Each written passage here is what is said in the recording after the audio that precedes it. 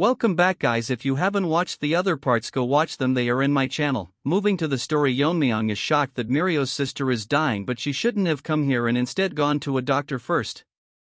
Mirio is crying, telling our Chad that she has already consulted several doctors, and it isn't something that medicine or medical techniques can fix. Yeon-myeong is literally dumbfounded, like you guys when you study. Anyways, he asks her then if she is suffering from internal injuries. Mirio starts crying and tells Yeon-myeong that her sister is suffering from the 9 severed meridians, which is a terminal condition. According to Yeon-myeong, there was a place alongside the Blazing Sun Palace. It was a peculiar sect that used terminal conditions. It was called the Northern Sea Ice Palace. As the name suggests, the martial artists of that place practiced ice arts, which were considered both a skill and a blessing for those born with extreme energy. However, those who didn't practice the ice arts suffered from terminal conditions, so Yeon-myeong figures out that they are the descendants from that sect. According to Mirio, they are descendants of their descendants. Long ago their descendants settled in Sichuan, and married into the Tang family, which was the most powerful family at that time. Learning ice arts can free one from terminal conditions, but this is the Sichuan Tang family, which deal with poisons and hidden weapons. So there are no practitioners of ice arts or related information here. The martial art of the Ice Palace has been passed down from distant ancestors, have been long lost. This condition is a hereditary condition that appears once every few decades, which is unfortunate. Yeon-myeong thinks there is a way out of this when Mirio tells him that they have reached her house, which is literally covered in ice. Going inside, Mirio starts crying because her conditions worsened since she left the house. Her sister has completely turned into ice. Moving on to Yeon-myeong, he thinks that the room is cold enough to freeze, which is more severe than he expected. Yeon-myeong tells Mirio to pay attention, and tells her that he cannot guarantee her sister's life. Hearing this, she gets so shocked that she is in disdain. Basically, she has been resisting the cold energy with her innate energy, but now she has reached her limit. She is currently in a state where she's blocking all consciousness and focusing all her energy on her veins. Mirio misunderstood Yeon-myeong and starts breaking down and sobs that there's no way to save her. Her reaction changes when Yeon-myeong tells her that there is a way to artificially release the cold from her body. However, if she cannot withstand the process, or if he gets overwhelmed by the cold, Yeon-myeong thinks to himself that he is ready to help, but he cannot risk the life of a friend's family member's life. So he leaves the choice whether to go with it or not to Mirio. She thinks that she came to him after there was no options left, so she cannot give up without trying. And it's even dangerous for our Chad too, so she tells Yeon-myeong to save her sister, and Yeon-myeong is ready for the procedure. Moving to the next scene, Mirio is skeptical why they had to undress her sister. Yeon-myeong explains that the clothes get in the way of extracting energy, so there's no choice. And our Chad is ready to infuse energy directly into her head, removing the cold from the 9 meridian. Yeon-myeong has to do it one by one. He has managed to remove the cold from the glabella, but the cold is getting hard to bear. Next he has to move on to the heart, but to do that our Chad has to touch some weird place.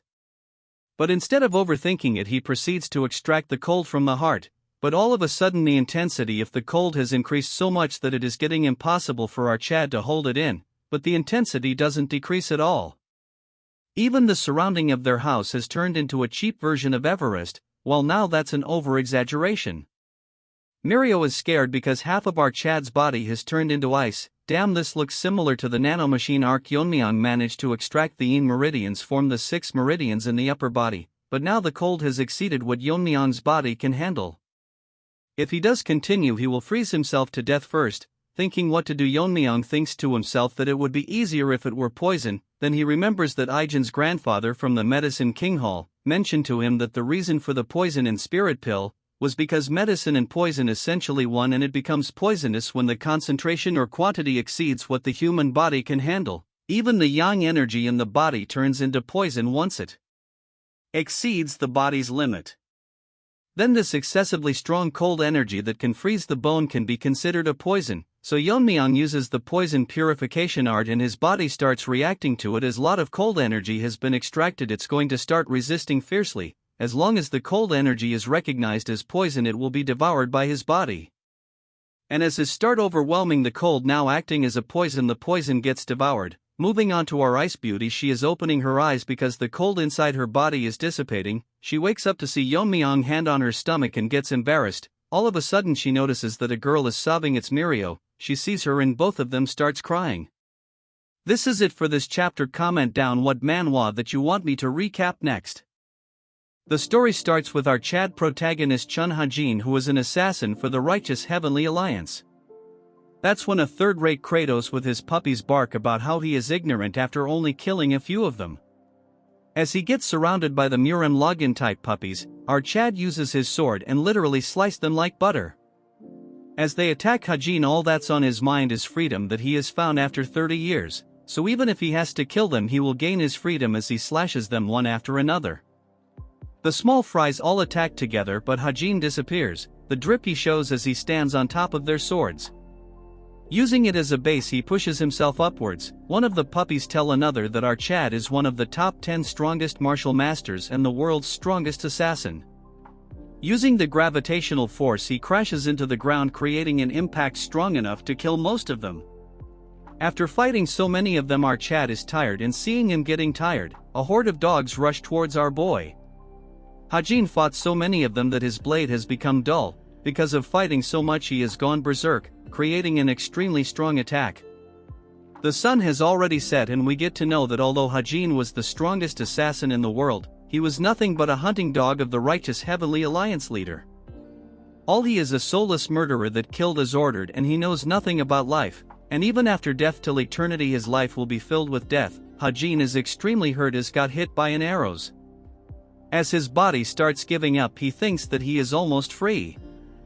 Ha-jin starts running as a bit far away from his current location is a secret place, which is filled with elixirs and herbs to treat wounds and recover energy.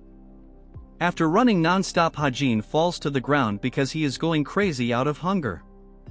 In the last 7 days all he had was a few pieces of jerky. As he stares at the sky thinking of dumplings he gets attacked by another rat. For God's sake, give this guy some rest. Ha-jin can't believe that there is someone so skillful that even he didn't notice the sudden attack. Masked Rat thinks he is from Mortal Kombat, just wait for the fatality. As they exchange moves Ha-jin figures out the moves he is using, as his sword aura cuts through the forest. This rat is in disbelief that Ha-jin managed to dodge his attack, and as for our boy he is getting nervous. Because supposedly this ugly Barbie is the strongest assassin in the southern central plains. Our boy knows that the righteous Heavenly Alliance is after him but never expected the elites of the Steel King's fortress to intervene. Ha-jin thinks he is dumb if he believes that Murem will acknowledge him as one of top 10 strongest martial master, if he killed someone who was already tired and injured. To add salt to his injuries, our Chad tells him that even if he is exhausted, killing an ugly Barbies is nothing to hard. As the sewer rat and our Chad exchange moves they both stand in silence and the sewer rat falls to his death. As Ha-jin sighs he tells the